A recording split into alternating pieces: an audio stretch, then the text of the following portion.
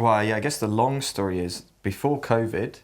Oh, wow. Like the month before COVID, we went to a conference, and I remember seeing this couple, Marcus and Ellen, go up on stage and share a story about how they had a prophecy over their church, and the prophecy was that your church would bring the nations to it, and they laughed at it because they're a rural village in Sweden. Don't get many other people apart from Swedish people. But then the refugee crisis and COVID, it kind of brought a load of people to... Oh no, this was before the COVID. They brought a load of people, the refugee crisis, to their church, and they started collecting all these refugees from all these different nations. And I remember they were sharing the story, and I thought they looked so different to us. They were so different to us in many ways. But when I saw them, I was like, we're going to be connected to them.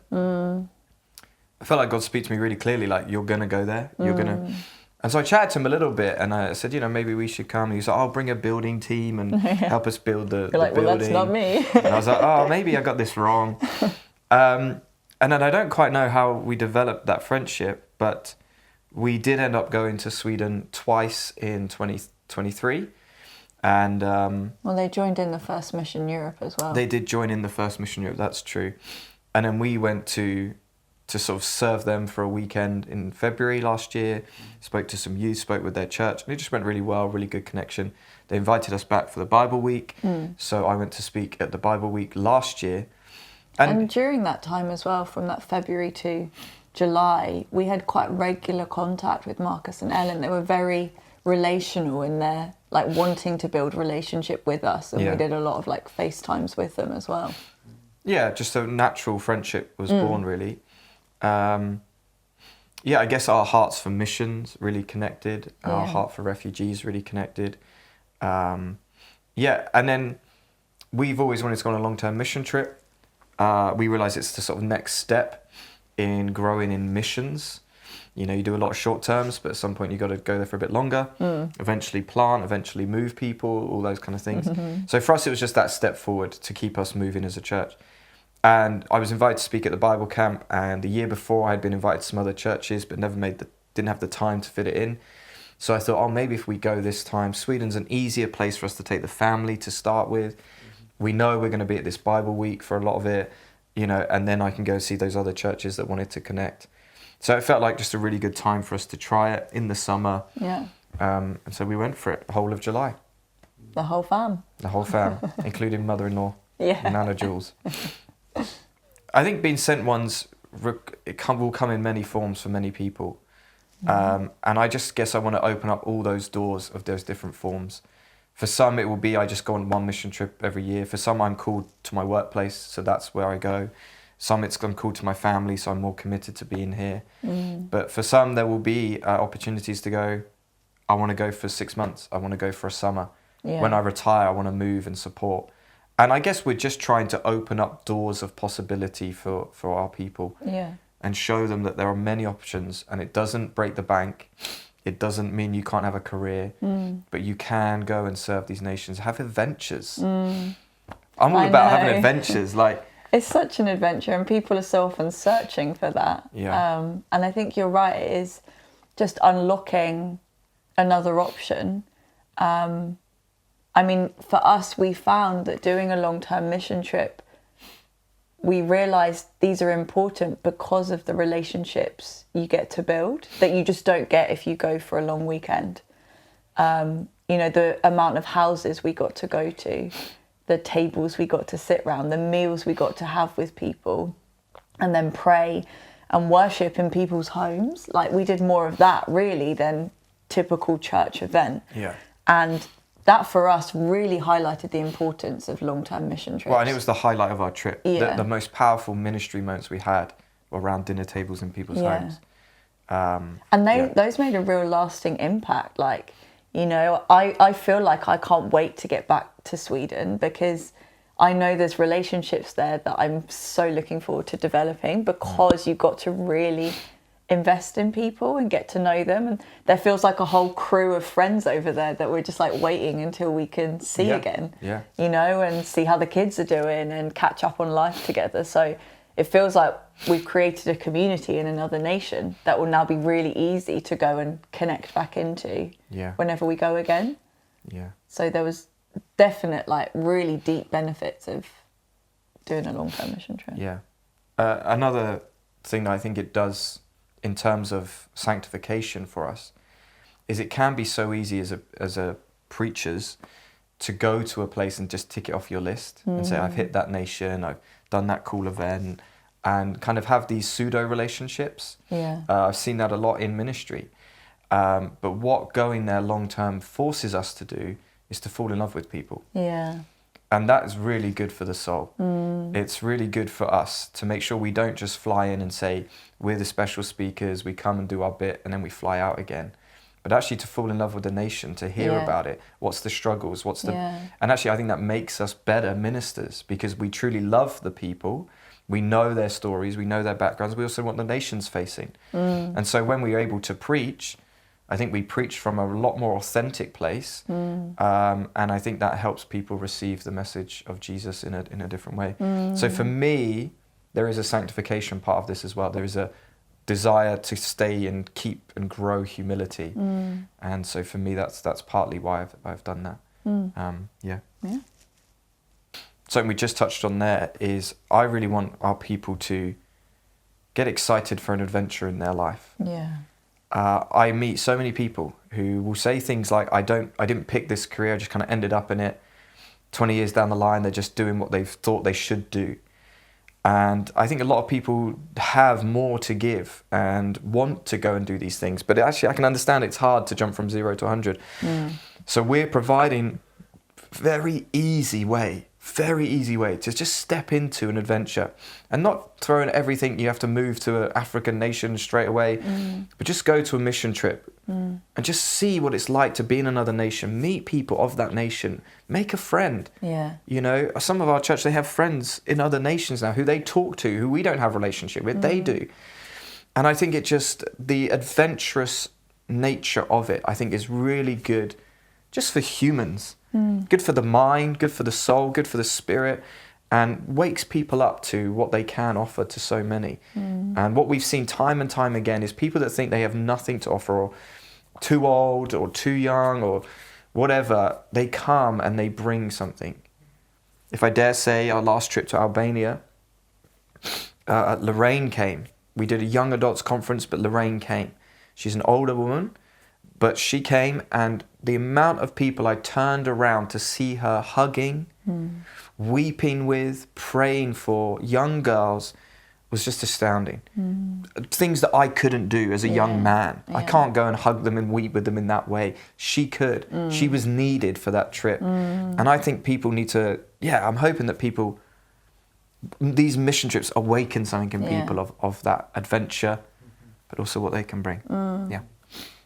I think for me, what I hope the long-term mission trip helped adjust in people is seeing going on a mission trip, whether that is longer or, our shorter ones we do, is a shift of mindset towards it, of like, actually you're not just going in to tick a box, to just say you've done a mission trip with Flow Church, to just say, I've done a mission trip, I'm now a sent one. It's not that, it's to view it a bit more deeply of like, this is an investment into people.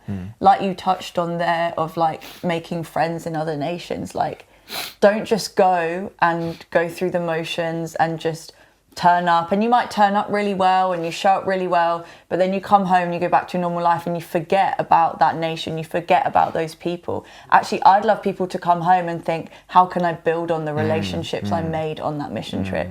And I think that's what I would love the long-term mission trip to teach us as a church. I feel like it's taught us and me and Liam and our family, and therefore I'd love that to disperse out attitude-wise into our church is, keep the mission mindset when you come back home. Like, those people are still there, those people are still facing the same struggles when you come home. They're still living in that nation. They're still, doing Building X, the Y, kingdom. Z. They're still, they're still your brother and sister in Christ. They're still on the same team as you. They'd still love to pray with you. They'd still love to catch up with you. So I'd love to see, because that's how we will build this incredible community, friendship, relationships across the continent of Europe. Like, it is, yes, important to do the mission trips. They're the first step, but I think it's teaching people and people grabbing hold of. There's now a bunch of follow-up steps. Actually, I'd love us to take ownership of. You know, like, we came back and I was immediately like, how can I keep connected with this bunch of women that I connected with in Sweden? How can I check in with them? And so, you know, the young adults that have just been to Albania, and that, like, how can you connect with those young adults in Albania still? Keep those relationships up, because, you know, then you might go on a holiday to that nation and just hang out with those people. So I think it's taking the mission trip, but then finding next steps to follow up, so that it doesn't just become a thing you do or a once in a year event, but actually changes your mindset. And yeah, that's why. Not just mission in body, but mission in mindset. Yeah. I guess that's what we've been trying to teach all year, isn't it? That kind of idea of, actually start thinking about it. Yeah. Start moving forward as the same one. You can stay connected to Europe even when you're here. Whew. Well, low is I lost my luggage. I think I upset the guy who checked us in, and I'm pretty sure he kicked us in. I don't think he can just kick your luggage off the plane. I'm absolutely sure he kicked it to the side. But anyway, I didn't have luggage for like the first week, which was fun. Yeah, that was fun. But it all came back. Of course, yeah. And you got some more clothes for free. I got some more clothes for free, yeah. So, that's good. That was your low. I was going to say, that's not my high, though. I got more clothes. My low... Goodness, I'm trying to remember it. I think my low was probably sitting in the car park at the hire car when we arrived. Oh, right. And you were not feeling great and trying to sort out the car. And obviously we've been travelling like all day with the kids. And then they bring a hire car back and it doesn't fit all our stuff in. And so they have to take it back. And they have Welcome to Sweden. It was just like a lot. We coped well, but that was probably a low moment of like, trying to keep the kids calm and chilled. What was your high? I mean, there is a few highs. I think really the high, one of my favourite moments was when we did a sort of a barbecue towards the end with lots of young families, so sort of at same age and life stage as us, and we all met over somebody's house, and they had such good food. First of all, oh my goodness, the meat was incredible. It was really yummy. But we had a prayer time, and we even prayed for a couple who were actually going to be moving to another nation, another town. So it was kind of like weird that we were just part of that moment of their life, and it was very special to us. And that was like their official goodbye. That was their goodbye, and we were there, part of it, with them, able to pray and prophesy. I shared a word with the group, and that's probably one of my favourite moments of ministry. Yeah. Yeah, I mean, being in people's homes was definitely a highlight. I think as well, seeing like Samson and Cyrus like thriving. Yeah, they loved it. Making friends with other kids that didn't speak a word of English. They loved the house that we had. Still playing, they loved the house. The trampoline. Going to the different supermarkets, finding yellow post boxes in Sweden instead of red ones. So I just think, that's a real high for me. Like, there is obviously those worries there about how they'll cope and, if they'll miss home. And there are a couple moments of that, but realising that that's not bad.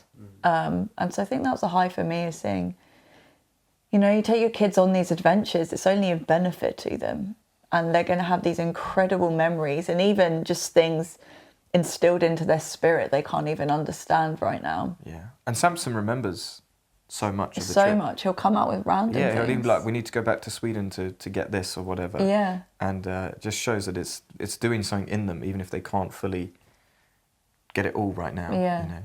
Yeah. I was going to say another high for me, again, was a dinner where we sat with a couple, and the husband is kind of playing with the idea of church and not really sure about it. His wife was saved and added to the church. And I was able to have a great conversation with him about sort of taking steps into that journey.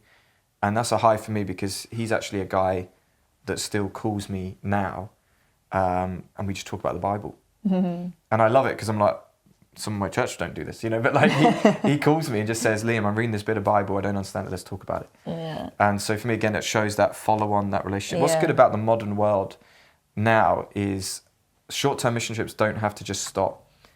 We have FaceTime, we have connection, we have easy access to one another regardless of where we are in the world. So you can really build good connections and relationships and like you said, follow up. And so yeah, for me that was a highlight, being able to sit around his table in front of the Swedish lake in the summer and just have a discussion about so beautiful. where you're at with Jesus and thinking about taking steps to get closer to that.